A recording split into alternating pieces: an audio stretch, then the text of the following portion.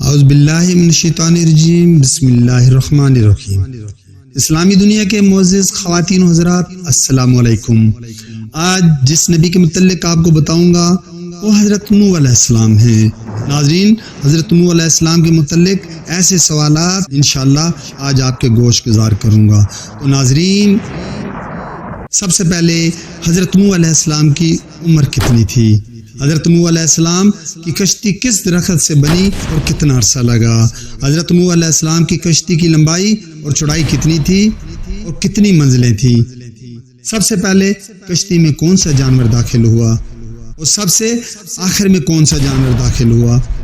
کشتی میں سوار لوگوں کی تعداد کتنی تھی؟ کشتی کے اندر رب کریم نے کون کون سے جانوروں کو پیدا فرمایا؟ حضرت نوح علیہ السلام اور تمام انسان چرند پرند کتنے دن کشتی میں رہے اور کشتی کتنے دن بیت اللہ شریف کے گرد چکر لگاتی رہی، اور جس پہاڑ پر کشتی ٹھہری اس پہاڑ کا نام کیا ہے؟ اور ناظرین، اس کے علاوہ اور آپ کو معلوم ہے کہ آپ کے تینوں بیٹوں سے کون کون سی قوموں نے جنم لیا؟ ناظرین، جب اللہ تعالیٰ نے حضرت نوح علیہ السلام کی دعا قبول کی تو اللہ تعالیٰ نے حکم دیا کہ زمین میں درخت لگاؤ تاکہ وہ تیار ہو جائیں، اس کی لکڑی سے کشتی بناؤ۔ حضرت نوح علیہ السلام نے اللہ کے حکم پر عمل کیا۔ آپ صلی اللہ علیہ وسلم اس کے متعلق فرماتے ہیں کہ حضرت نوح علیہ السلام اپنی قوم میں 50 کم 1000 سال رہے اور انہوں نے 100 سال شجرکاری کی۔ درخت بڑے ہوئے تو ان کو کاٹ کے اور پھر ان سے کشتی تیار کی گئی۔ حضرت محمد بن اسحاق سوری رحمۃ اللہ علیہ بیان کرتے ہیں کہ وہ ساگون کی لکڑی تھی، اور بعض کہتے ہیں کہ وہ صنوبر کے درخت کی تھی۔ تو تورات میں دوسرے قول کے مطابق صراحت ہے۔ حضرت قتادہ رضی اللہ تعالیٰ عنہ فرماتے ہیں کہ حضرت نوح علیہ السلام کی کشتی کی لمبائی 300 ہاتھ اور چوڑائی 50 ہاتھ تھی، اور تورات میں بھی یہی ہے۔ حضرت حسن بصری رحمۃ اللہ علیہ فرماتے ہیں کہ اس کی لمبائی 600 ہاتھ اور چوڑائی 300 ہاتھ تھی، اور حضرت ابن عباس رضی اللہ تعالیٰ عنہ فرماتے ہیں کہ اس کی لمبائی 1200 ہاتھ اور چوڑائی 600 ہاتھ تھی۔ ایک قول میں آپ اس کی لمبائی 2000 اور چوڑائی 100 ہاتھ تھی، اور سب اہل رائے کہتے ہیں کہ اس کی اونچائی 30 ہاتھ تھی، اور کشتی 3 منزلوں والی تھی۔ ہر منزل 10 ہاتھ اونچی تھی۔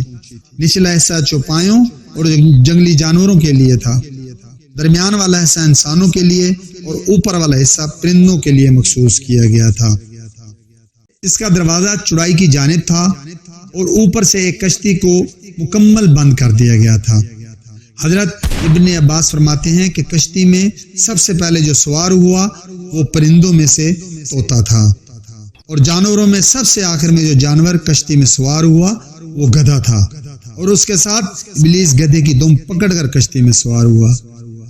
حضرت نوح علیہ السلام کی کشتی میں سوار لوگوں کی تعداد کے بارے میں مفسرین اور مؤخرین کے اختلافات ہیں۔ حضرت ابن عباس رضی اللہ تعالیٰ عنہ کا قول ہے کہ عورتوں سمیت 80 افراد، اور حضرت قعب رضی اللہ تعالیٰ عنہ فرماتے ہیں کہ 72 افراد تھے، اور یہ بھی کہا گیا ہے کہ 10 افراد تھے، اور ایک قول یہ ہے کہ حضرت نوح علیہ السلام کے 3 بیٹے اور یام بیٹے کی بیوی سمیت 4 بہویں بھی سوار تھی، اور صرف یام علیحدہ ہوا اور نجات نہ پا سکا۔ یام کو اہل کتاب والے کنعان کے نام سے بھی پکارتے ہیں، اور عابر وہ طوفان سے پہلے ہی فوت ہو گیا تھا۔ اور اللہ تعالیٰ نے نوح علیہ السلام کو حکم دیا کہ جب تم اور تمہارے ساتھی کشتی میں سوار ہو جائیں تو آپ یوں کہیں، قل الحمدللہ الذی نجانا من القوم الظالمین خیر المنزلین۔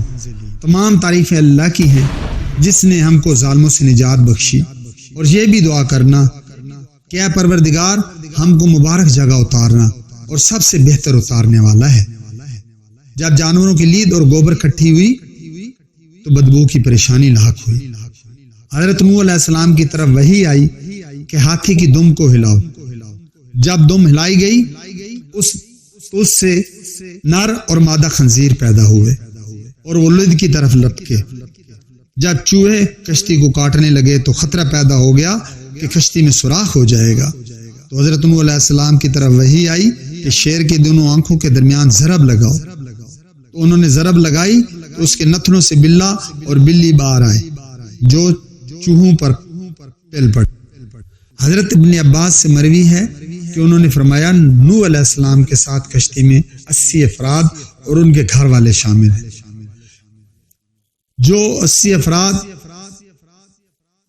حضرت ابن عباس سے مروی ہے کہ انہوں نے فرمایا نوح علیہ السلام کے ساتھ کشتی میں 80 افراد اور گھر والے شامل ہیں۔ کشتی میں 150 دن ٹھہرے اور اللہ تعالیٰ نے کشتی مکہ کی جانب متوجہ کر دی تو وہ 40 دن بیت اللہ شریف کے چکر لگاتی رہی۔